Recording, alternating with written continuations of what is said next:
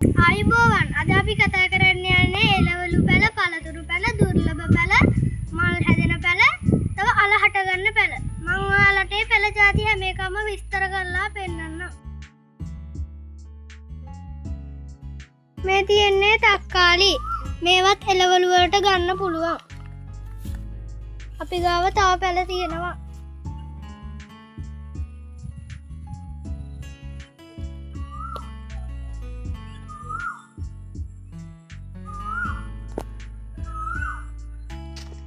මේ තියෙන්නේ බටු. මේවත් ගන්න පුළුවන් එළවලු වලට. මේකේ ගෙඩියකුත් තියෙනවා.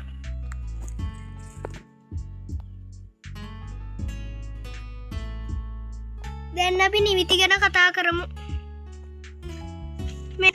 මේ තියෙන්නේ නිවිති. මේවත් එළවලු වලට ගන්න පුළුවන්. අපි ගාව තව බේසමක් තියෙනවා නිවිති හදපු. මේ යෝධ නිවිති කියන ජාතිය. ඒකේ පැපල් පැලයකුත් පැලවෙලයි තියෙන්නේ.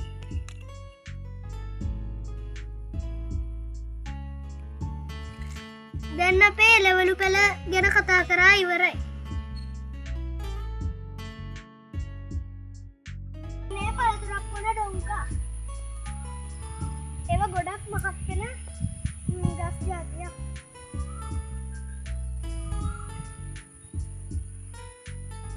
ඒවා වල පොත්තත් හරි හයියයි.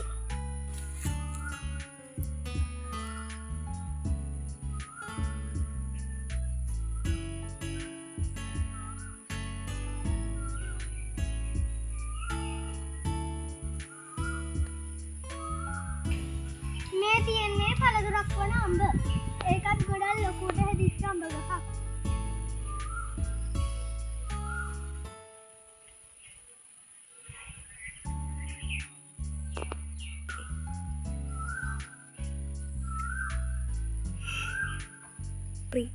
මේ තියෙන්නේ රම්බුටන්. මේක බට් කරපු රම්බුටන් ගහක්.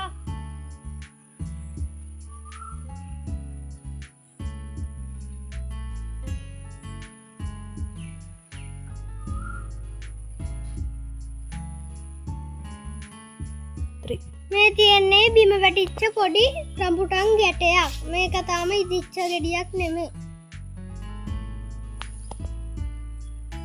3. මේ තියෙන්නේ peer.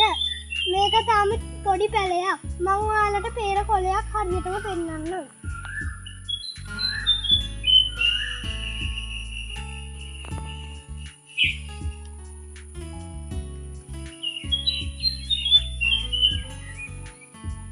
දැන් අපි අනිත් වර්ගයේ peer ගැන කතා කරමු. මේ තියෙන්නේ වෙන ජාතියේ peer. මේක අර මං කලින් peer පන්නපු ගහටත් වැඩිය පොඩි peer පැලයක්. මේක වෙන ජාතිය එකක්. මේවා හැමතැනම හොයාගන්න නැහැ. දැන් මේ තියෙන්නේ උගුරැස්ස. මේවත් පළතුරක් විදියට ගන්න පුළුවන්.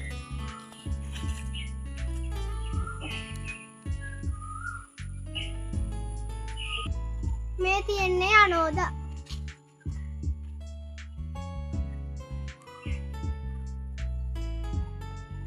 මේ අනෝද ගහේ තාම ගෙඩි හැදිලා නැහැ. ගෙඩි හැදුන එක සැරයක් ඒ වුණාට දැන් නම් ඒ ගෙඩි ඔක්කොම සත්තු කරනවා.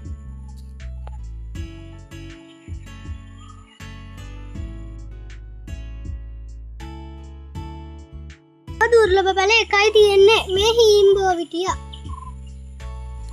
මේවා වල ඇට දැම්මට පැලවෙන්නේ නැහැ.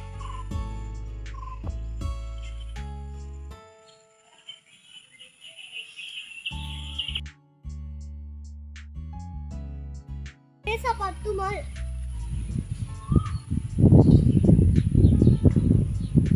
සපත්තු මල් ලොකු ගහක් තමයි. මේ තියෙන්නේ සපත්තු මල් වල මල. පොකුරු වද මල් තමයි මේ. මේවට වද මල් කියලාත් කියනවා. මේ තියෙන්නේ රේණු.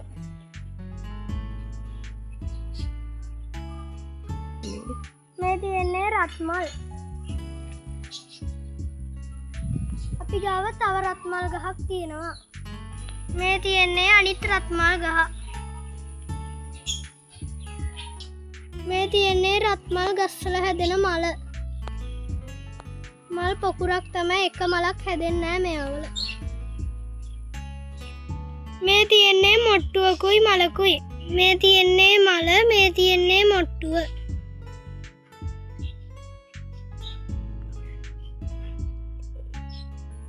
මේ තියෙන්නේ ජපන් රෝස. මේක රඹුටන් ගහේ තමයි පැල කරලා තියෙන්නේ. මේ තියෙන්නේ මල. ඔයාලට පේනවා ඇති. අපි ජපන් රෝස බිත්තියේ තෙල්ලුවා. තව පෝච්චි 3ක ජපන් රෝස ඉඳලා තියෙනවා බිත්තියේ. මේවා තියෙන්නේ පඩි පෙලක් වගේ. මේ තියෙන්නේ අනිත් පෙල 3.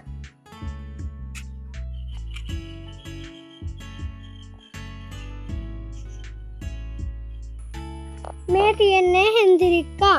මේවා දැන් පර වෙලා තියෙන්නේ. මේවා හවසටයි පිපෙන්නේ. මේ සුදු පාට හෙන්දිරික්කා. ඒක හොඳටම පර වෙලා.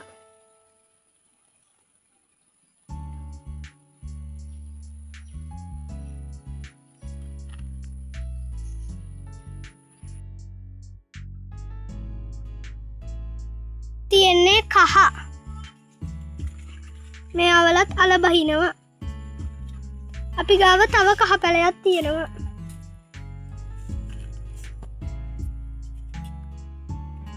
කහ පැල 3ක් තියෙනවා. මං අනිත් එකත් ඔයාලට පෙන්නන්නම්. මේක ගොඩක් සාර නැහැ. මේක මං අලුතෙන් හිටෙව්වේ. මේකේ පොඩි දල්ලක් එනවා. මේ තියෙන්නේ බතල. මේක කොලේ හාට් එකක් වගේ තියෙන්නේ සාර වැඩිකම නිසා. මං ඔයාලට සාර නැතුව සාමාන්‍ය බතල වැලක් පෙන්නන්නම්. ඒවා වැඩිය සාර නැහැ. ඒක නිසා ඒකේ කොලේ පොඩි හාට් එකක හැඩයක් නෙමේ තියෙන්නේ. මේ සාමාන්‍ය බතල වැලක තියෙන කොලේ. මේ සත්තු කාලා හිල් තියෙනවා මේවල.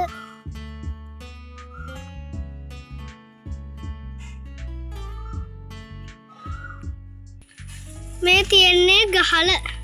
මේවට කිරියල කියලත් කියනවා. මේක අපි පැල කරපු ගහල පැලයක් නෙවෙයි. මේක නිකන් අපි අලේ විසි කරාම පැලවෙච්ච ගමන් මේකේ අලේ උඩටත් පේනවා.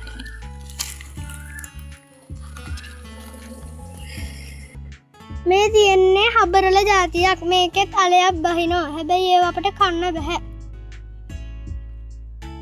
කොලේ නම් හරිම ලස්සනයි. මේවා අවුව තියෙන තැනක තමයි හිටවන්න ඕනේ. අවුව නැති හෙවන තැනක හිටෙව්වොත් කොලේ මේ විදිහට ලස්සන වෙන්නේ නැහැ. ලොකු කොළ තියෙනවා. මේ තියෙන්නේ තෙබු. මේවලත් අලයක් බහිනවා. ඒ අලෙත් අපට කන්න බෑ. හැබැයි ඉක්මනට බෝ වෙන ස්වභාවයක් මේවල තියෙනවා. මේක අපි ආයෙම කැපුව නිසා මේක දැන් ලොකුවට නෑ. අපි කපන්න නැතුව හිටියොත් මේක ලොකුවට හැදෙනවා. මේ තියෙන්නේ ලූණු. මේවල කොලේ නිකන් ඇතුලේ නිකන් වතුර වගේ තමයි තියෙන්නේ. ජෙල් එකක් වගේ.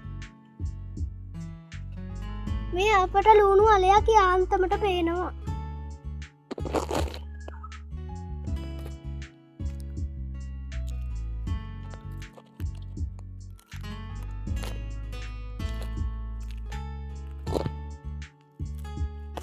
දැන් අපේ වීඩියෝ එක අවසන්.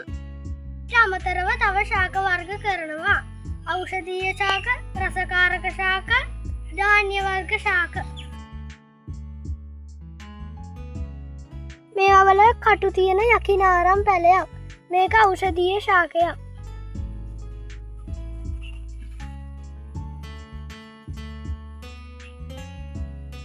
අපි තව ඖෂධීය ශාකයක් ඔයාලට පෙන්නන්නම්.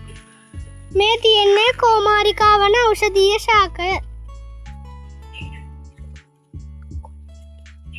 මේ කොලේ නිකන් රව් ඇතුලේ ඖෂධයක් තමයි තියෙන්නේ.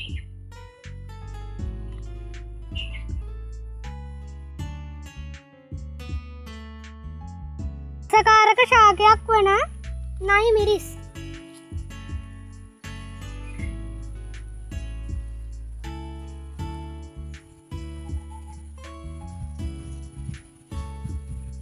මේ රසකාරක ශාකයක් වන රම්පේ.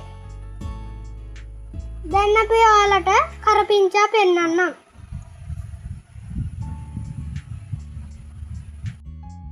මේ තියෙන්නේ කරපිංචා පැල.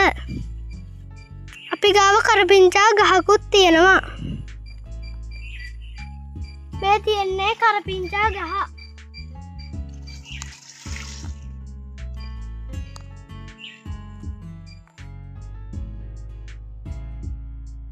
තියෙන්නේ වගාවට හානි කරන ගොළු බෙල්ලන්.